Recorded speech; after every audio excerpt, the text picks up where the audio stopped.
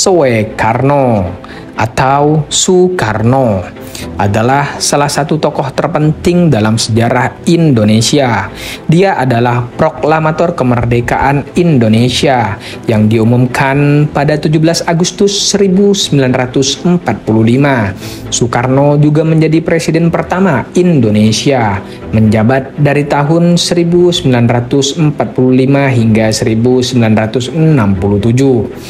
Dia dikenal karena karismanya, kepemimpinannya yang karismatik, dan perannya dalam memimpin perjuangan melawan penjajahan Belanda. Namun pemerintahannya juga dikenal karena berbagai kontroversi dan pendekatan politiknya yang otoriter. Soekarno memainkan peran penting dalam pembentukan dasar-dasar politik dan sosial Indonesia masa itu. Mungkin dikarenakan Indonesia baru merdeka, ditakutkan banyak mata-mata Belanda atau negara luar yang berkeliaran di dalam badan pemerintahan Indonesia, hingga Soekarno mengambil langkah kepemimpinan yang otoriter demi untuk menjaga kestabilan pemerintahan saat itu. Dalam konteks Soekarno, dia sering dikritik karena menegakkan kekuasaan dengan tangan besarnya, menggunakan pendekatan yang otoriter dalam pemerintahannya.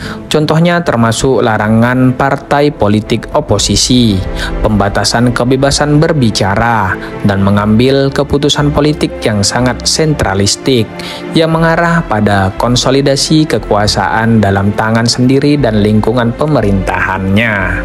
Telah diketahui kesuksesan Soekarno selama masa kepresidenannya dapat dilihat dari beberapa pencapaian yang signifikan, terutama dalam pembentukan dan pengembangan Indonesia sebagai negara merdeka yang baru.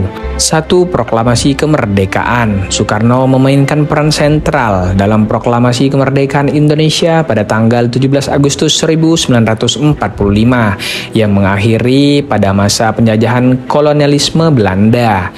2. Pembentukan Negara Kesatuan Republik Indonesia atau NKRI. Soekarno memainkan peran penting dalam menyatukan berbagai suku dan wilayah di Indonesia menjadi sebuah negara kesatuan yang kokoh. 3. Politik luar negeri aktif. Politik luar negeri bebas dan aktif. Soekarno mengembangkan kebijakan politik luar negeri yang aktif, di mana Indonesia berperan sebagai mediator dalam konflik internasional dan menjadi salah satu pendiri gerakan non-blok. Tidak salah, di masa itu Indonesia dijuluki sebagai singa Asia. 4. Industrialisasi. Soekarno memperkenalkan program-program industrialisasi yang bertujuan untuk mengurangi ketergantungan ekonomi Indonesia pada negara-negara barat. Selama masa pemerintahannya, Soekarno memiliki hubungan yang beragam dengan berbagai negara yang menghasilkan pro dan kontra terhadap kebijakannya. Berikut adalah beberapa contohnya. Pro dengan negara-negara seperti Uni Soviet, Tiongkok, dan Mesir, dan berselisih kontra dengan negara-negara Amerika Serikat, Belanda, dan Malaysia. Insinyur Soekarno sebagai presiden pertama Indonesia adalah figur yang karismatik dan berpengaruh di tingkat internasional. Pidatonya yang berapi-api dan sikapnya yang anti-imperialisme membuatnya dikenal di banyak negara di seluruh dunia. Meskipun sikapnya seringkali kontroversial, banyak orang luar yang menghormatinya karena perannya dalam perjuangan melawan kolonialisme.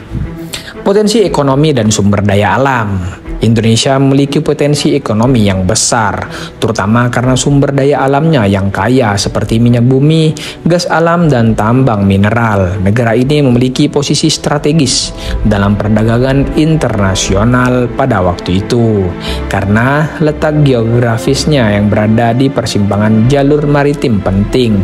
Hal ini membuat Indonesia menjadi pasar yang menarik bagi banyak negara dan perusahaan asing. Indonesia juga terkenal karena keragaman budaya dan keanekaragaman alamnya. Dengan lebih dari 17.000 pulau dan ratusan kelompok etnis yang berbeda, Indonesia menjadi salah satu destinasi wisata yang menarik wisatawan dari seluruh dunia. Keragaman ini juga memberikan Indonesia daya tarik budaya yang kuat di mata orang luar. Secara keseluruhan, Indonesia pada masa itu dipandang sebagai negara yang penting dan sangat berpengaruh di tingkat internasional karena perannya dalam gerakan non-blok, kepemimpinan Soekarno, potensi ekonomi yang besar, serta keragaman budaya dan alamnya.